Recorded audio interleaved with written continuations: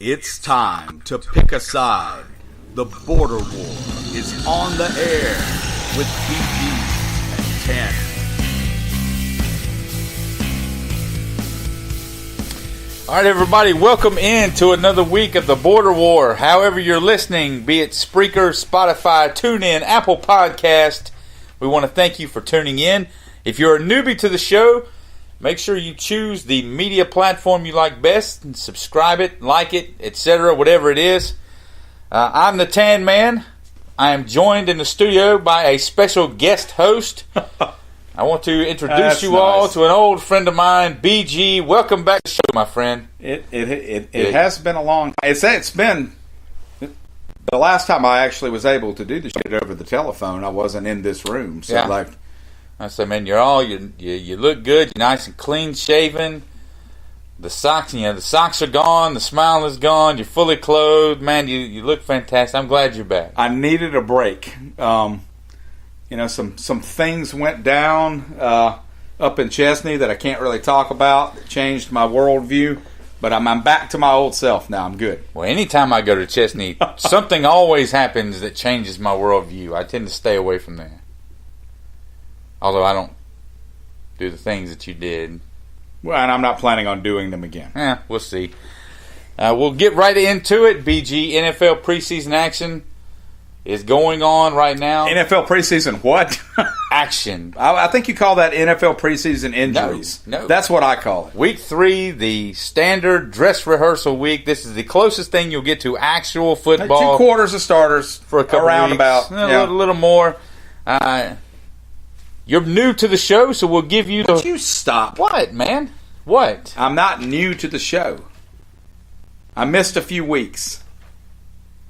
Don't give me that look. About a month. Anyway, your Redskins, since you've been gone, your Redskins have looked good. Suffered a massive injury. Yeah, and that's really the word for that one. And obviously, I listened to your solo show last week, and I think you're exactly right. I mean, I think this puts a big, ugly question mark on this offense. Now, we've talked about how last year the defense really was the choke artist. I mean, the offense wasn't terrible. No, they weren't terrible. They weren't a great red zone offense, but the defense, which was plagued with injuries, really, really suffered. And I think they're really going to have to step up. But we went to a local retirement home yesterday and made a big signing. So Adrian Peterson now is going to save the day. And I mean, all joking aside, though, I mean, I think AP can give you 3.5 yards a carry, 15 carries a game. I mean, he's definitely worth having in your stable for what they're going to pay him. 1-year contract. Geis is still on that rookie contract. He's going to be back next year. He was getting paid peanuts in New Orleans. Just said, just go away, man. I don't understand this one, to be honest with you. I don't understand how you got to this point. I hear what you're saying. I don't get the point. I get it's just kicking tires and seeing if anything's left on I don't know why you get to the point where this is your best option. I mean, Alfred Morris sat out there for 3 weeks after that injury, or 2 weeks after that injury, before he finally got signed. Unless there's bad blood there, I don't know about, and I don't know why there would be. The coaching staff's not the same. Yeah. The GM's not the same. Nobody is left from when Alfred Morris was in Washington. I mean, Morris, better than a serviceable back. Yeah, I just saw the AP signing, and I just scratched my head. It's got that old school Redskins feel to it. There's no doubt about that. Let's go get Bruce Smith. AP. Just because he is Bruce Smith kind of feel to it. I don't know. know. The Panthers are in big trouble, I believe. Yeah. Their offensive line banged up. I think they're down, 2 starters now? 2 starters. 3. And again, the offensive player, aside from Cam, that everybody's talking about is a rookie. I mean, and they're talking about him mostly because he got busted driving 115 miles an hour. I was about to say, that's if he survives. I've heard, I don't want to be the old man with the stick in the mud, but I'm not going to lie to you, man. I don't find that funny. Well, I hear a lot of people laughing about it. I'm like, driving 113 miles an hour in a construction zone is not funny. I preached my love for Jerry V and the Jerry V show many, many times, and he made an excellent point yesterday on his show If you're familiar with the Charlotte area, you remember Bobby Fields. He played for the Hornets back before they left to go to New Orleans. He and teammate David Wesley, they were out late one night, doing the whole racing each other thing, had a massive accident, and Bobby Fields dies. So, if you're around that Charlotte area, and this, DJ Moore driving 113 miles, that shouldn't be a cute and funny thing. I'm not trying to be crass, but I really don't care if you're driving 113 miles an hour and you get yourself killed. Good for you. But I'm talking about the construction workers, other people on the road. Not funny to me. The good thing for the Panthers, I believe, Cam has looked pretty good in the new Turner offense. His running game has looked improved. To me, one thing I've noticed him doing is sort of patiently looking for the corner before he sort of turns it up. Cam was bad about sprinting out and ended up near the sideline with not a lot of space to work with. I'm sure you've seen it happen. The past few years, Cam took some nasty shots to the face just sort of by running out of real estate, and he's not great about getting out of bounds. It's always been one of the knocks on him. He's this big, huge, strong guy. He's bigger than a lot of the guys that are on the defense, but that doesn't mean you can just take those shots in the NFL you could bowl guys over in college. But it seems like he's never gotten that. It seems to me that Norv Turner has embraced his running game. I think he's been smart about it and said that he's going to run. How can I make him a better runner? And that's really what's jumped out to me in their preseason games is him sort of, I've even seen one or two runs where he's got his hand on the back of the left or right tackle, sort of guide him, and you hear that about you hear that about NFL running backs all the time, that you can't use that speed until you got a lane, right? You run too fast before the lane opens, and you actually hamper your run. And Cam has looked smarter with the football in his hand. But that isn't my beef with his game. And with the protection sort of breaking, I don't think Cam Newton's going to run his way to an NFC South title. But we'll get into that later. Finally, the Cowboys. What can you say? They look the first team offense.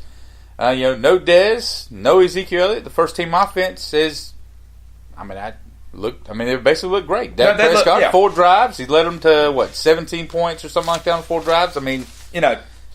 Dak's a smart quarterback. And that's why he's going to be a good quarterback for a long time. He's not overly physically gifted. I think 60% of his game is his ability to anticipate defenses. And as time goes by, that actually makes you a better quarterback.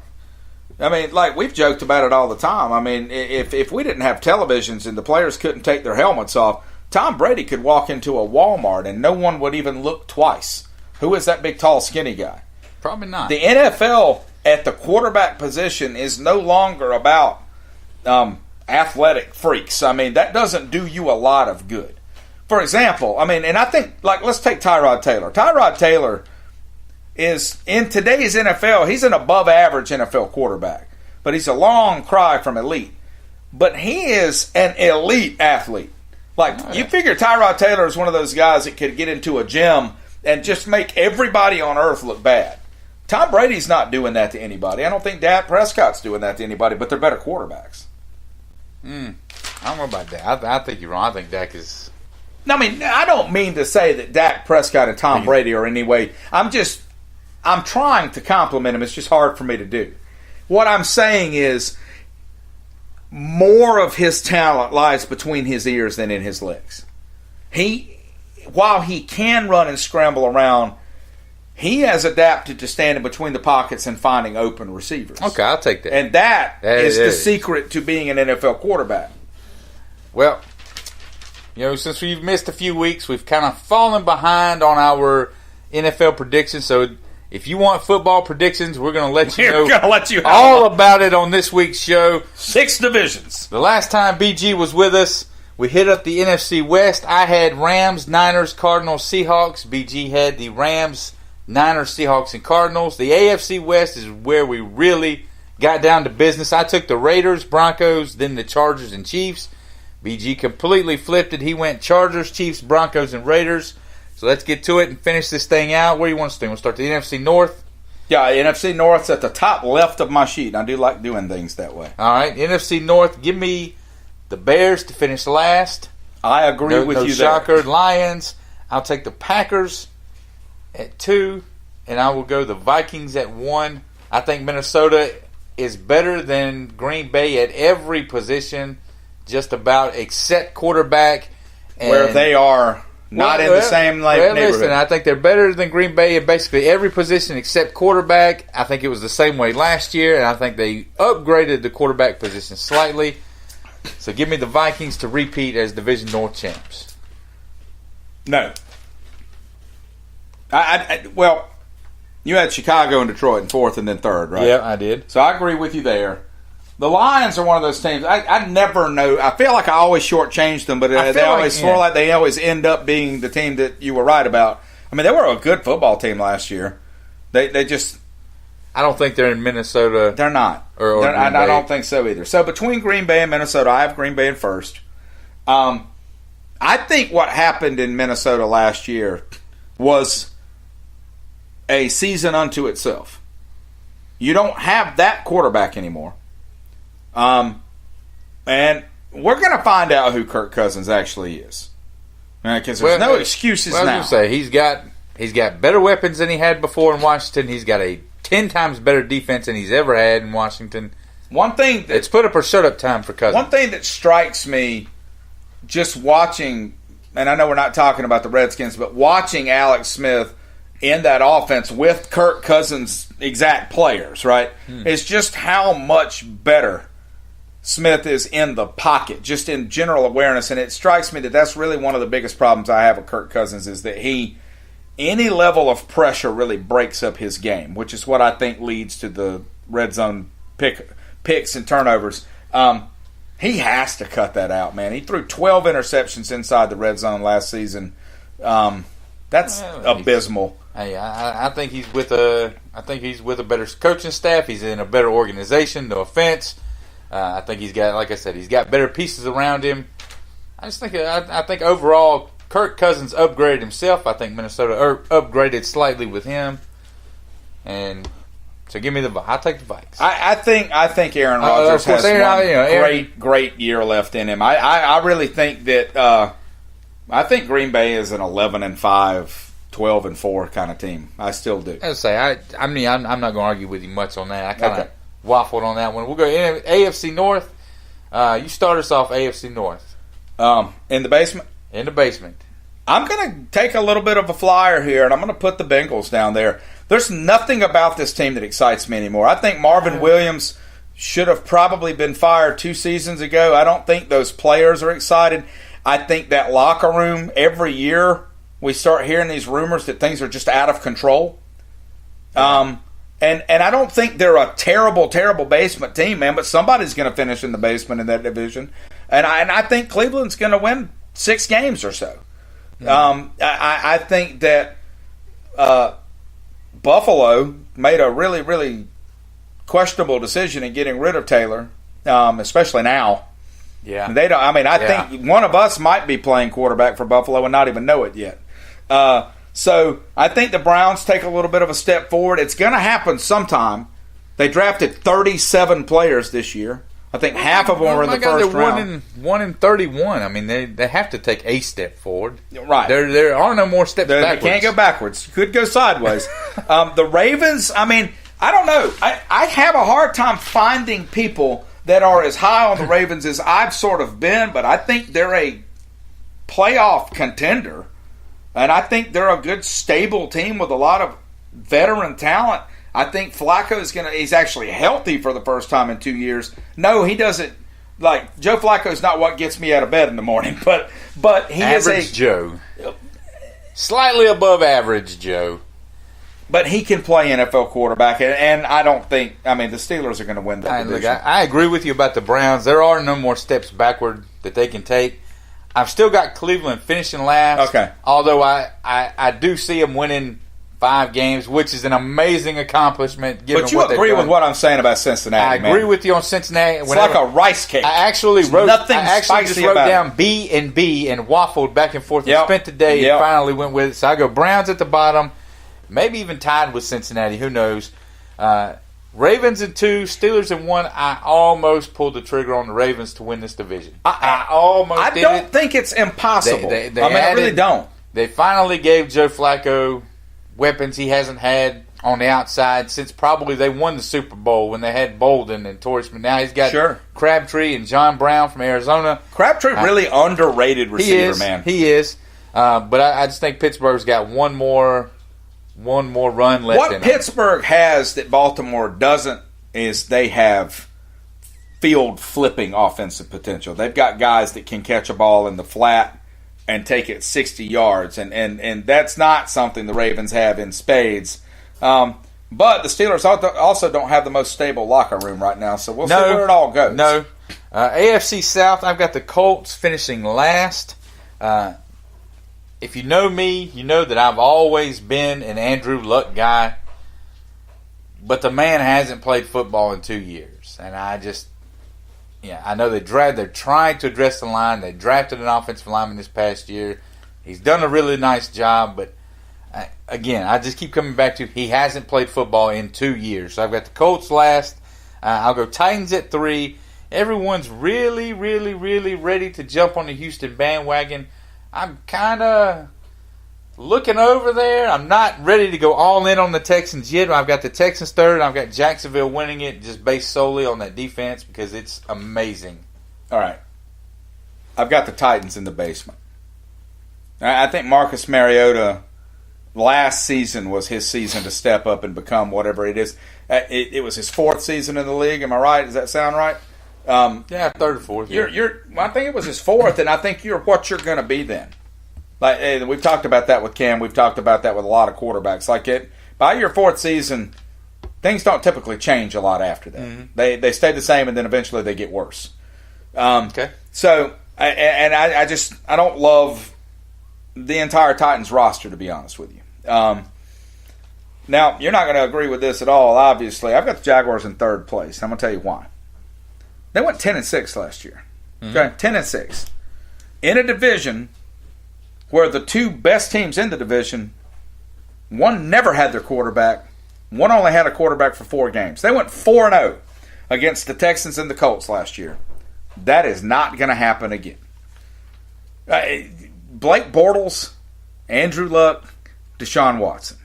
I rest my case. Like I said, I said it's based solely on the defense. It has nothing to do with my belief in Blake Bortles. But what I'm saying is I think that all Blake has to do is just not be awful. Okay. So the Colts, you're right. Their offensive line is their only question mark, in my opinion. Andrew Luck has an former offensive coordinator as a head coach now. And I think coaching has held him back. If you've watched Andrew Luck play, man, he has been running some vanilla offenses the past few years when he was playing.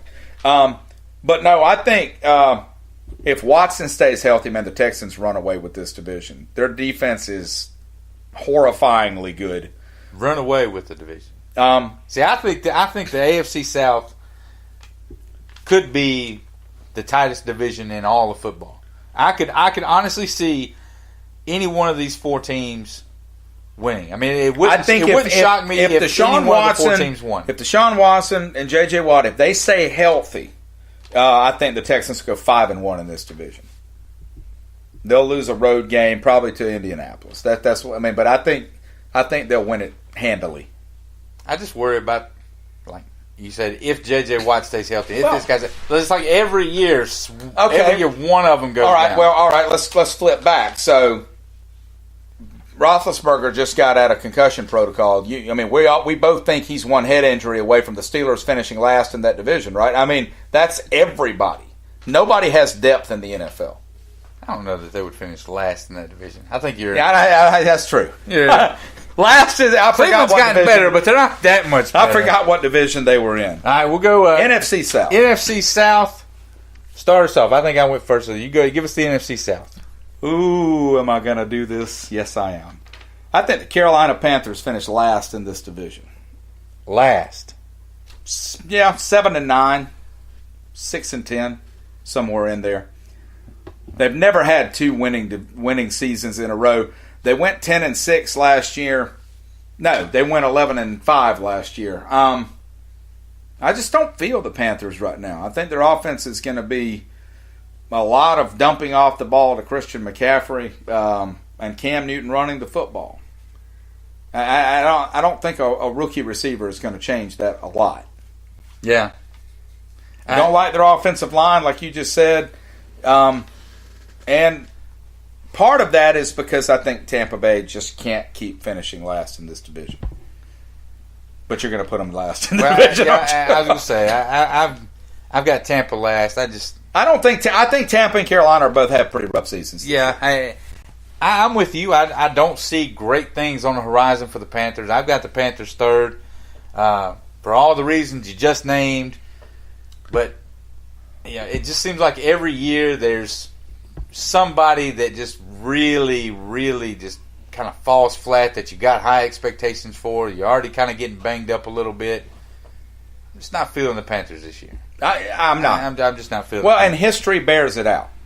I don't know how much any of that has to do with anything, but the Panthers have been in the league for over 20 years now. Never, ever, not one time have they ever had 2 consecutive winning seasons. And they're not going to start now. Unreal. Who you got second? New Orleans. And I think that's really because of the fact that the other 2 teams are having some issues. I don't think New Orleans is a great football team. And obviously that means I think the Falcons are going to win this division. And I mean, I remember about 6 weeks ago we were talking about the 6 teams or so that were going to fall out of the playoffs, and a lot of national guys think the Falcons aren't going to even make the playoffs. I think they're going to win the South. I agree. Not only do I think the Falcons are going to win the South, I think they're going to win the NFC. I think they're going to be the top seed in the playoffs. Was that supposed to go that far today? All the way to the Super Bowl? No. I was just saying in general. Okay. I think come playoff time, I think the Falcons are going to be the number 1 seed in the NFC. I love what they've done. They're hosting the Super Bowl this year. They added Calvin Ridley, which means they absolutely won't play in it. They added Calvin Ridley to take some of the pressure off Julio Jones. I'm all in on the Falcons. And finally, not finally, we forgot the probably the most predictable division in football. We'll go to the AFC East, PG. Who you got winning the AFC East? Big shocker, right? I'm gonna go with the Bills. You got the Bills. Wait, I'm sorry. I flipped it around. I'm sorry, we've already written it down. BG's got the Bills in last place. Bills beating the Patriots for the AFC East. In ascending order, I've got the Bills, the Jets, the Dolphins, and then the Patriots. The only thing you might disagree with me here on is that I think Ryan Tannehill is going to better season in Miami than you agree with me on. I think the Bills are in real trouble now. I was actually, A.J. McCarron, I've always been interested to see what he could do. Apparently, it's not stay healthy. I was really disappointed when I heard that McCarron. No, that hurt me. He's a guy that, and I've always pulled for. I'm like you. I wanted to see him actually get a chance to have a team and make it his team. He's earned it. I think he did. I thought he did well in the short stint that we got to look at him with Cincinnati a few years ago. The Bills are at the bottom of that division. The real story in this division is sort of like what we talk about in the NBA. Like in 2 seasons, what will this division look like? And the Jets will be interesting to watch just from that regard. I've got the Dolphins third. I'm going to take the Jets to finish second.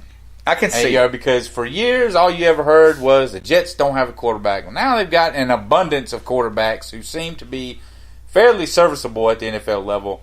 I don't think they're going to keep that abundance of quarterbacks. If they don't come down on their price, they will. Well, yeah. But I think Sam Darnold so far is everything that he expected him to be. They're going to have he's going to have some growing pains as a rookie. It's just going to happen. But overall, I think they are extremely pleased with the Sam Darnold selection. Unlike over in Denver, where they're basically asking Paxton Lynch to go away right now. Their first round pick from a couple years ago. So I've got the Jets at 2. We talked about that last summer. Yeah, I've got the Jets at 2, Patriots at 1. No surprise. Shocker. And finally, the best division in football, hands down. That's the last thing we're going to... Well, no, unfortunately, I suspect we're going to agree on one or two more things, but I'm not real happy about that. Yeah, I agree with you. Hands down, best division, NFC East. And when we say best division, we mean most trophies. Most trophies, most interesting. We said this the Eagles finally did it. It's got all four teams. In the bottom of the East, I've got your boys, the Washington Redskins. And it's not I think they're terrible. It's just I think that this division is loaded. And like you said with the Browns, somebody's got to finish last. And I have the Redskins in last place also. I said the same thing last year, and I think last place in this division could even be 8-8. I think a 500 team in this division finishes last. Third place, I've got the New York Football Giants. I love the addition of Saquon Barkley, but I think the two teams we're going to agree on every team. I think the two teams ahead of them are just that much better. The Giants can only take so many steps forward, and running back is only going to get you so much. And people keep forgetting that Eli Manning is still the quarterback, and he played pretty terrible football last year. He has played good football before. He's never played great football. Yeah. But I just feel like his best years are behind him, and Saquon Barkley's not going to change that. And second, I've got the defending Super Bowl champion Eagles. Already, I explained it to a buddy the other week like this. The Eagles last year, they were great, man. But they literally got every time the ball could have bounced the other way, it bounced their way. You don't win. You don't just win Super Bowls with backup quarterbacks like they did. I think the Eagles are going to kind of have to pay the piper for that a little bit. They're going to come back to the median some. We've got the Eagles in second, and that leaves the Dallas Cowboys winning the NFC East. BG. The NFC East has not had a repeat champion in 13 seasons. The last one to do it was Philadelphia when they won their 4 in a row. 13 years. We're going to make it 14. Cowboys win the East. I would rather you just do this part for me. I'm going to show you my paper, and you just go ahead. You have to say it. The listeners have not heard your voice for over a month now. They need to hear you say it. Well, I think they did hear my voice. I suspect when they realized I wasn't on the show last week, they went and listened to older shows. I doubt it. The numbers do not back that up. All right, so I have the Eagles in second place and the Cowboys in first. What was that? Speaking into the microphone, it's very tiny, but you must speak into it. The Cowboys in first place. Yeah, in the last 8 years, the NFC East has sent multiple teams by more. They sent them one time in 8 years. In the 8 years before that, or 7 years before that, 8 years, they did it 7 times. In the last 8 years, they've done it once. I thought that was an interesting. Aside from the AFC East, repeat winners in the NFL are a rare thing. They are, but and it's legendarily rare in the NFC South. They are, but 13 years, I went back and looked at it. 13 years is hands down beats every other division by at least half. I couldn't believe it. I thought surely somebody has repeated twice. No, not one time. And I think some of that, you and I both became fans of our team before the free agency era, me especially. In the 80s when I started watching football, I would assume you guys had a couple of really good teams in the 80s in the middle there, but I would assume that the Redskins won 7 of those 10 division titles. In the 90s, I would assume you guys won 7 or 8 of those division titles. Then everything changed. When free agency hit, everything changed. And, as bad as the Redskins have been the past 10 or so years, we've still got, I think, 3 division titles. All 4 teams have in that 13 years, or whatever, all 4 teams have kind of gotten their bite at the apple, so to speak. So next week, what will we be doing with our predictions? How far are we going to take it? I don't know. Well, maybe up to the Super Bowl. Maybe the conference champions. I don't know. I'll have to look and see how many actual weeks. I think it's still like a month before we actually get to watch these guys play real games. It feels like it. I hate the preseason. It's actually. I hate the preseason. Quicker. Now, and let me just say this. When we're talking about Geis, I would have had the Redskins in second place if he was playing. That's how big of a deal I think it is. I think that, like you said, I could see that. I really think that offense was going to be something, and it still could be. They're all saying the right things, I just don't see where the running game's going to come from. If I thought Chris Thompson could stay healthy, I've got every confidence in the world, and the guy's a great running back. But he never. You got Adrian Peterson now. Shut up. You got AP. College football. Go over to the college side. The real professional game. And they're getting paid just as much in some of these places. We'll go and hit the. You want the ACC or the SEC? Let's start with the ACC. We'll go with the ACC. We'll go with the Coastal Division first. I've got Virginia last, followed by Pitt, Georgia Tech, North Carolina. I waffle back and forth. Do that again. Slow down, man. You're going way too fast. Do that over. People at home are trying to write this stuff down so they can call Virginia will finish last. This is why we can't have nice things. Pittsburgh in 6th. Okay. Georgia Tech, I've got Georgia Tech in 5th. It just feels like, it's over. The shine on Georgia Tech is may be over, but I think you're forgetting what conference, what division they're in here, man. Well, and really, you could kind of like last year. We said you can kind of jumble these teams up and pick them off in this division. Same thing. I've got North Carolina in 4th. 2nd and 3rd is one that I kind of waffle back and forth on. For some reason, I like Duke.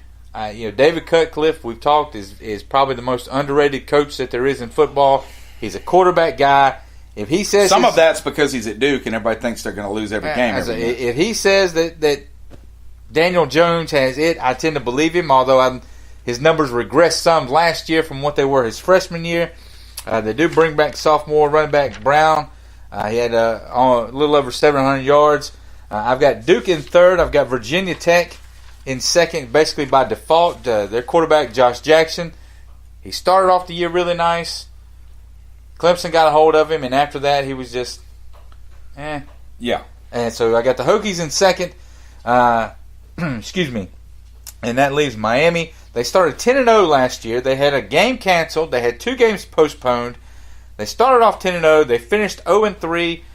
Basically, the two best teams that they played, Malik Rozier, or last those 3 losses, Rozier, 45% of his passes, 3 touchdowns, 5 picks. 1 touchdown in the 5 picks against Clemson and Wisconsin. 10 interceptions in his last 6 games. If Miami is going to reach the level where they're in the playoff conversation, if they think that they want to really take a shot at Clemson, Rozier is going to have to step up much better than he did down the stretch last year. I've also got UVA in last place. I've got Duke in 2nd to last. I don't. I'm not, like you said, there's not a huge bit of difference here. I've got Pitt just above them, and I also have you guys finishing 4th. But let me just say that, and we've talked about this a few weeks back when we were talking about early bowl projections, that, man, everybody but us is just abysmally low on North Carolina. Well, I have seen some 2-8 predictions. Well, I said last week, your starting quarterback, we talked the first 4 games, I thought they were going to be critical to making a bowl game. And now he's not playing. He's not playing. I mean, well, I think he can play, but he can't wear shoes, which is going to make him play barefoot. Harder. I think that would be a better punishment than sitting out the 4 games. Yeah. And the reason I have you guys finishing 4th is because I just think the 3 teams I've got under you are really, really bad football teams. No, they're not good. I've got Georgia Tech in 3rd, and again, I agree with you. I mean, the Paul Johnson experiment in Atlanta has yielded all the fruit it's going to yield. And I mean, one thing that used to happen a lot to Georgia Tech is they used to beat Clemson. That's over. That defensive line in Clemson, they're in the backfield with Tech before the snap, it seems like. I mean, they've read that off. That option has done everything it's going to do. But I think they can beat those 4 teams. And then I've got a Virginia Tech in. I mean, I'll be honest with you, man. There is not a college football program that historically inspires less emotion in me than the Virginia Tech Hokies. Well, they are just like the perennial silver medalist to me. They made that run with Michael Vick, whatever it was, almost 20 years ago now. I think it was probably over 20 years ago. We're getting old. They made that run with Vick. Then they went through that lull where the ACC was just awful when they first got in, and they won several ACC titles after that. Right. But other than that, I mean, they're just everyone tells you how good Virginia Tech is going to be every year, and every year it seems like they win 8 games. I mean, they're just okay. Yeah, I agree. And I've got Miami up there because, they benefit from being in this side of the division. I mean, this side of the conference. They're the only good football team in that division. The only good football team. Yeah. Virginia Tech said, well, they're the only. They're not by any means. I wouldn't really put them on the same level as the elite teams or they're a top 15 football team. Nobody else is even in that neighborhood. Yeah. No. The other side, I'll go Syracuse at the bottom. I'll go Louisville in 6th. I just think if you went 8-5 and you had Lamar Jackson, valid point. What are you going to do without Lamar Jackson? Valid point. Yeah. Followed up by Wake, NC State in 4th. With NC State, I just feel like it's kind of look, man, crap or get off the pot, and I'm tired of looking at it. Every time you get a big game, you seem like you don't ever win it the last few years. Not to toot South Carolina's horn last year, but I felt like that they went into that game about as hyped up as I had seen a North Carolina State team in the media for a long time. And South Carolina was a team everybody was saying was going to win 5 to 6 games, and that game kind of ended their season in a lot of ways. Well, sitting there watching that thing, at no point did you ever feel like South Carolina was going to lose. And we didn't play a great game. Didn't play great. I mean, I think just a better football team. I think NC State got a chance there at the end to tie it or something, but it never felt like that. And 3rd, I got Florida State, Willie Taggart. They lose Jimbo Fisher. You are not biting on this BC thing. With Willie Taggart. Oh, dude. Taggart, what was that? You threw me off. He's like 47-50 as a career. This is the first real big job he's had. He's got a quarterback. He's got 2 just mediocre quarterbacks to choose from. I don't like really either one of them. In 2nd, I've got Boston College. Oh, I'm in on the Hokies. They won 5 of 7 to close. They're not the Hokies. They're the Eagles. Eagles. You threw me off, man. 5 of 7 to close things out. The 2 losses at the end were by a total of 10 points. They returned 15 starters. They returned the most starters on the offensive line of anybody outside of Madison, Wisconsin. And I've got Clemson winning the division probably at 8-0. Yeah. I have Syracuse in the basement. I've got Wake Forest just above them. I have the Wolf Pack finishing 5th, and I've got Louisville finishing 4th. And I see what you're saying, but again, let's repeat that. North Carolina State, Wake, and Syracuse. I just think they can beat them. And I've got Boston College in 3rd place. How are you going to go, you're biting on the BC thing, and then you got them in 3rd place? It sounds like you've kind of got the hook in you, too. Well, I mean, I just have a hard time justifying putting them lower than some of these other teams. I don't know what to think about Florida State. I think the Willie Taggart hire is really questionable, too. It just seemed weird when they hired him. I think he will be fired in 3 seasons. I think the calls for him to be fired will happen this year because I could see Clemson just beating the snot out of them. Yeah. I'm talking 50-0. I could see that.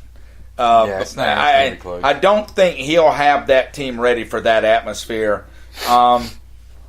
And I've kind of gotten over this hurting to say, Clemson's going to win the division and they're going to win it at 8-0. Or 7-1, but the 1 won't matter. Clemson's season doesn't start until after the South Carolina game. That's just how things are now. All right. We're running up against it, so real quick, in the SEC West, I've got Arkansas last. They are terrible. Ole Miss. Texas A&M, I think they're going to be a good team. I'm a little higher on than some of the national folks. Jimbo Fisher is going to, he's going to get things going down there. LSU in 4th. I've got Auburn in 3rd. I've got Mississippi State in 2nd. I'm in on the Bulldogs and Roll Tide, Alabama, numero uno for the 5,000th time. Arkansas so bad I forgot to put them in the West. All right, well, then Arkansas will finish last. I've got Ole Miss just above them. Then I've got LSU finishing almost. I don't think they're going to have a good year, and I think things are going to turn south in Baton Rouge. Mississippi State there in the middle. I've got A&M finishing 3rd. I'm much higher on Auburn than you are. I think they'll be a Final Four team, and they will finish 2nd in the West with their only loss coming to Alabama in the Iron Bowl, and Alabama wins the West. I'm big on Mississippi State, man. I think Auburn's season is going to take off when they beat Washington in that kickoff classic in Atlanta, which Washington was foolish for agreeing to play. Well, you see where Oregon agreed to come in a couple years. Oregon's going to come down and play Georgia in Atlanta. I just don't think what they think they're getting. They're not going to out-recruit Georgia in Georgia. Stop. You've got Santa Clara out there. You're going to have a stadium in Vegas. You're going to have a stadium in L.A. Yeah. I mean, why don't you get some of these teams? Why don't you at least try to get someone to come out there? Why are these West Coast teams so willing to come to Atlanta every year? I don't know. Or come East every year. It makes no sense. In the East, I've got Vanderbilt last, followed by Tennessee, Missouri, Kentucky, South Carolina in third. I've got Dan Mullen in his new digs down in Gainesville, finishing second. And I've got the Georgia Bulldogs winning the SEC East. So you're going to get a rematch in Atlanta, Georgia, Alabama, this time for the SEC title instead of for the Natty. I have Vanderbilt in last place. Missouri, I'm not as high on Drew Lock. I think a lot of those numbers last year were just padded. UK finishing above them.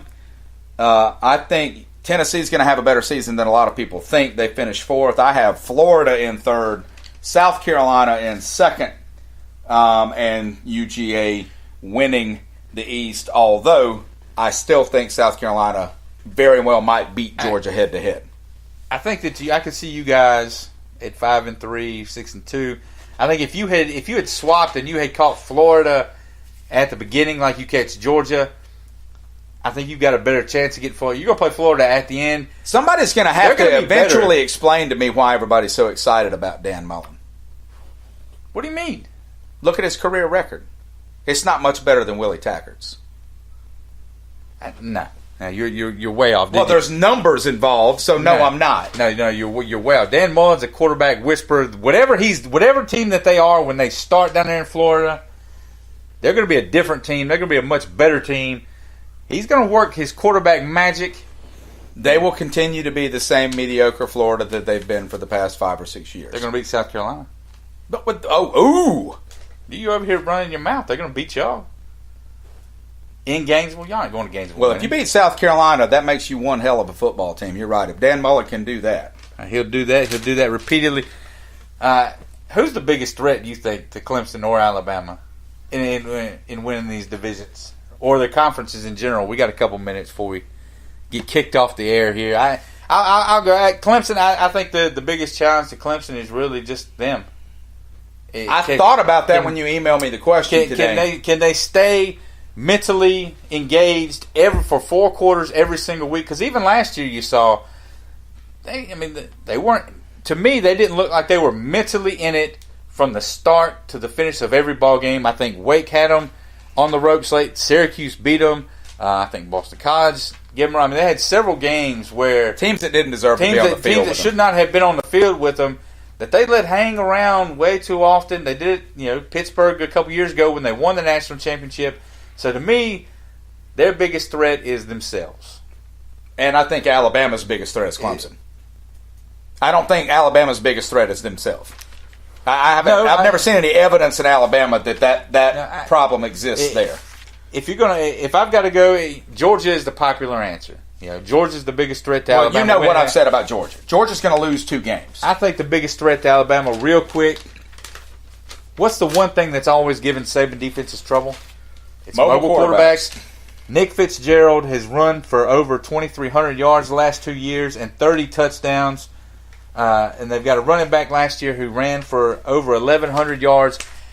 Had it not been for Jalen Hurts on that last drive, Mississippi State was one defensive stand away from us not even maybe having the Hurts to a conversation, because that may not have ever even happened. Right. I've thought about that same thing. I think Mississippi State is going to be the real deal here this year. That's it, BG. We want to welcome him back. Hopefully he'll be back to join us next week. Oh, my God. We want to remind everybody to head over to Stadium Scene. Go check out some more podcasts after you listen to this one. Make sure to like us and share us on Facebook. Tweet BG. Welcome him back at BG_Border War. I'm at TanMan3264. Email the show. Let us know about what you think. Where were we wrong? What did we get right? And we'll probably post our weekly picks list once the game starts. Would love to hear from some angry Panthers fans so we can laugh at you. I think the Panthers are in big, big trouble, man. They're terrible. That's a mess.